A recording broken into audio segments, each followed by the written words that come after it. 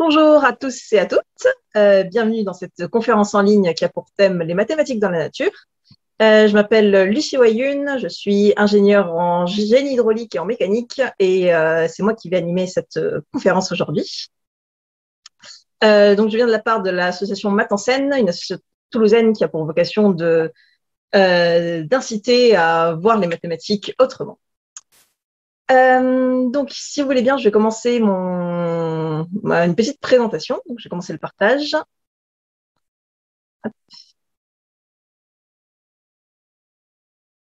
De ma présentation sur les mathématiques dans la nature.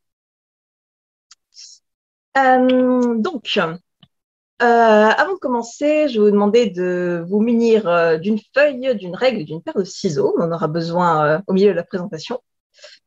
Donc, aujourd'hui, je vais vous parler un petit peu, pour commencer, du point commun qu'on peut avoir entre un chou et les côtes de Bretagne. On va pouvoir ensuite commencer à voir comment on peut construire des flocons. On va ensuite se détendre un petit peu et parler des flocons russes, et faire un petit atelier détente. Et on va voir ensuite ce que ça donne quand les scientifiques se mettent à observer la nature. Donc, pour commencer, on va voir une notion qui peut être un petit peu incongrue quand on arrive de loin. C'est-à-dire, on va voir quel peut être le point commun entre un chou et la Bretagne. Donc, a priori, ça n'a pas grand-chose à voir, mais finalement, quand on s'y intéresse un peu et qu'on s'approche un petit peu, on se rend compte que ces deux structures ont une géométrie très complexe et surtout qu'elles présentent des détails similaires à toutes les échelles. Donc, par exemple, les côtes de Bretagne, donc ici, on voit une carte à l'échelle 10 km. On voit qu'on a des longues plages qui sont entrecoupées d'un certain nombre de falaises rocheuses. Si on s'approche, qu'on zoome un peu plus près sur une de ces plages ou de ces falaises, on se rend compte qu'on découvre de nouvelles plages qui sont situées entre les falaises qu'on voyait. Et on peut recommencer encore l'opération plusieurs fois. Donc, notamment, si on zoome sur l'une de nos plages, on se rend compte qu'il y a de nouvelles zones rocheuses entre les plages. Donc malheureusement, on va très vite devoir s'arrêter parce que si on rezoome encore une fois et qu'on arrive à l'échelle 1 cm, on va quitter le domaine de la géographie et on va se retrouver face à face avec un petit crabe ou des sables ou du coquillage. Bref, l'analogie s'arrête ici, on ne va pas pouvoir zoomer éternellement. Si on prend un chou, par exemple les choux romanesco qui sont sur les marchés en ce moment, on va voir la même chose, c'est-à-dire qu'on va voir ce chou de loin et ce chou il est composé de plein de petits pics là, on va pouvoir voir. Si on zoome, on s'aperçoit que finalement, ce petit pic, il a exactement la même structure que le chou en lui-même, c'est-à-dire qu'il est composé d'une multitude de petits cônes. Et encore une fois, si on zoome sur ces petits cônes, hop, on en voit encore de nouveau. Là encore, on va devoir très vite s'arrêter parce qu'on ne peut pas zoomer éternellement sur notre chou romanesco. On va très vite quitter le domaine du visible. Donc ça, en mathématiques, ça s'approche de ce qu'on appelle les figures fractales. Donc une figure fractale, qu'est-ce que c'est? C'est un objet mathématique qui présente ce qu'on appelle des structures similaires à toutes les échelles. C'est-à-dire qu'on va pouvoir zoomer sur une partie de la figure et on va retrouver toute la figure. Cette propriété, on appelle ça, ce sont ce qu'on appelle des structures qui sont autosimilaires. Donc ici, on voit deux figures fractales sur cette diapositive, très connu dans le monde des mathématiciens, donc, qui s'appellent les ensembles de Julia et de Mandelbrot. Dans la flore, on en trouve plein d'autres exemples de ces figures fractales. Donc là, on reste dans le domaine des choux et on vous montre un brocoli. Mais les figures fractales, on peut aussi les retrouver dans les fougères ou même dans les nervures des feuilles. Donc, on peut se demander pourquoi est-ce qu'on retrouve ce genre de figures fractales dans la flore. Est-ce que ça a un avantage pour les végétaux? Donc, il y a plusieurs hypothèses à ce sujet-là, mais celle qu'on va explorer aujourd'hui, c'est une hypothèse qui est assez répandue dans le monde de la biologie et qui est que les figures fractales permettent d'avoir une plus grande surface exposée à la lumière. Donc, pour comprendre ce principe-là, on va étudier une figure fractale en particulier qui s'appelle le flocon de Van Cor.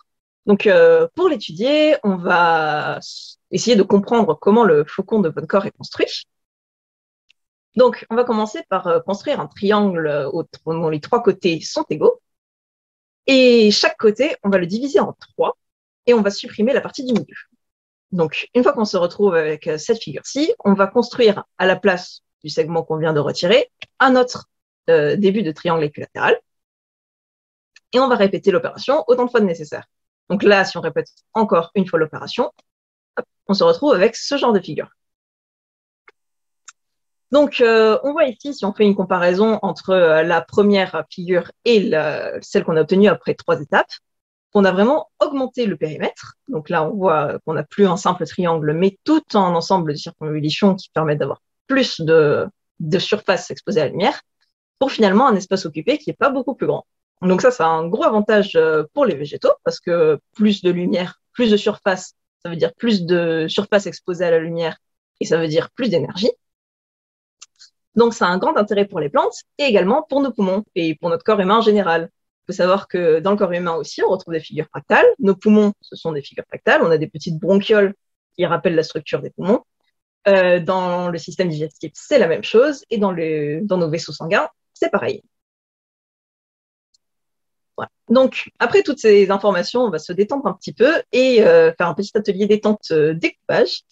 Donc, je vous ai mis 2 niveaux de découpe de flocons, voilà, pour rester un peu dans le thème de la figure fractale de Van Core. Donc, on va commencer par prendre une feuille à 4 et on va rabattre le coin inférieur gauche au-dessus pour avoir une forme de carré. Donc, on va découper la partie excédentaire.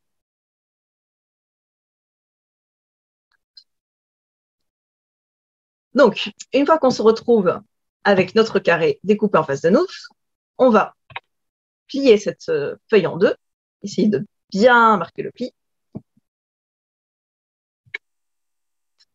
Une fois qu'on se retrouve avec ce triangle, on le replie encore une fois. On remarque bien le pli. Hop. Et là, on va plier le triangle obtenu en 3 parties. Hop. Donc, en rabattant une première fois le coin droit, hop, un peu après le milieu, et en rabattant le coin gauche par-dessus. On découpe la partie excédentaire pour se retrouver avec un triangle qui a 2 côtés égaux. Donc, ensuite, on peut dessiner à peu près la forme que l'on veut, sachant que la partie avec le pli doit rester bien de ce côté-là et ne pas être complètement découpé. Donc, on peut s'amuser à dessiner la forme que l'on veut et à suivre et à découper toutes les parties excédentaires.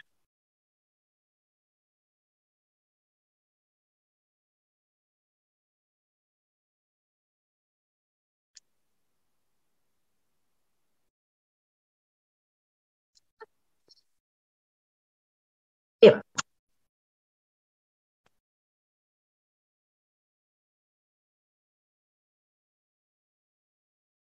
Donc, après ce petit atelier détente, on va regarder un peu ensemble ce que ça donne quand les scientifiques, et notamment des ingénieurs, se mettent à observer la nature. Donc pour ça, on va juste regarder un petit peu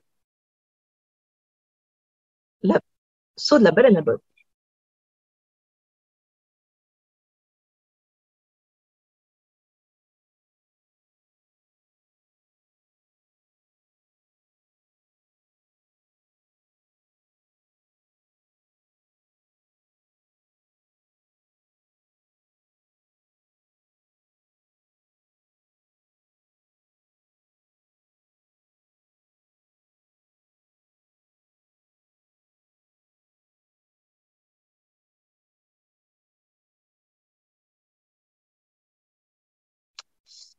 Donc, ce qu'on a vu dans cette petite vidéo, c'est qu'on a un mammifère de 30 tonnes, qui peut aller jusqu'à 30 tonnes, qui peut aller jusqu'à 15 mètres, et qui pourtant se déplace dans l'eau et arrive à sauter, arrive à passer de l'eau à l'air sans trop de difficultés apparentes. Donc, on a des scientifiques qui se sont posés la question, qui se sont demandé comment est-ce qu'un tel animal pouvait se déplacer avec autant de facilité. Et ils se sont aperçus, lorsque ils ont pris des photos assez proches de ces mammifères, on a des tas de petites bosses donc, au niveau de leur nageoire, et les bosses se situent donc côté entrée dans l'eau. C'est-à-dire qu'elles sont face au courant. Donc, partant de cette information, on a quelques scientifiques canadiens qui sont lancés dans la construction d'éoliennes en s'inspirant du principe de la baleine à bosse, c'est-à-dire que plutôt que de faire une pale d'éolienne toute lisse, on va avoir une pale d'éolienne qui a des petits tubercules, exactement comme les nageeurs de la baleine à bosse. Donc ici, c'est une entreprise qui s'appelle Whale Power, et donc ici, on voit deux ingénieurs de Whale Power qui sont en train de travailler sur le design d'une aile d'éolienne nouvelle génération. Donc, qu'est-ce que ça va avoir ça comme avantage? Ça va permettre à l'éolienne de mieux s'insérer dans le vent et donc d'avoir des meilleures performances. Donc ici, on peut voir quelle électricité produit une éolienne dont les pales sont inspirées des baleines à bosse, donc ici avec les ronds sur le graphe, et ici, qui est comparée donc à l'électricité produite par une éolienne classique avec les carrés ici. Donc, on voit que pour des vents donc, de 15 à 20 mètres par seconde, c'est-à-dire de 30 à 70 km/h, on a un bien meilleur rendement électrique et donc ça permet de produire plus d'électricité pour un vent semblable. Donc, des exemples comme ça d'inventions scientifiques qui s'inspirent de ce qu'on voit autour de nous, on en a d'autres exemples. Donc, ici, notamment, je vous ai mis une photo du Shinkansen, donc c'est le TGV japonais, l'équivalent du TGV japonais, dont la forme à l'avant s'inspire du bec du martin pêcheur, donc qui est un petit oiseau qui a la faculté d'aller très vite, donc de l'air où il vole jusqu'à l'eau où il pêche. Et donc on a une différence de matière qu'il arrive à traverser sans aucun souci.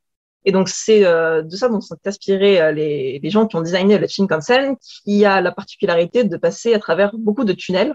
Donc, ce qui est un problème avec les trains parce qu'on a une forte différence de pression entre l'intérieur et l'extérieur du tunnel. Et donc, sa forme très allongée, comme le bec d'un martin pêcheur, permet d'affronter ce souci. Juste pour finir, on peut donner un autre exemple, peut-être un peu plus proche de nous quand on pourra retourner dans les aéroports à notre guise. Sur les avions, on voit ce qu'on appelle des winglets, c'est-à-dire les bords des ailes qui sont un petit peu retournés. Et donc ça, c'est un gros avantage en aérodynamique qui est de permettre de contrer ce qu'on appelle les vortex donc au bord des ailes. Hein. Et ça s'inspire du vol des rapaces, notamment donc, des aigles, qui ont le bord des ailes un petit peu retourné comme ça, et qui permet un vol beaucoup plus fluide et beaucoup plus efficace.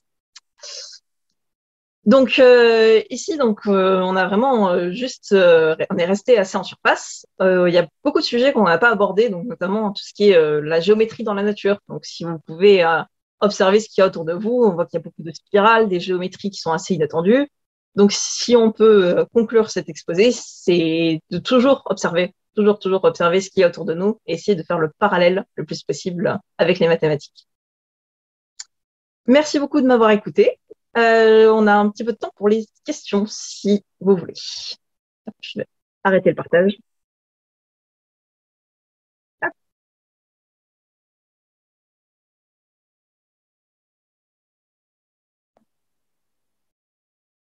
ok.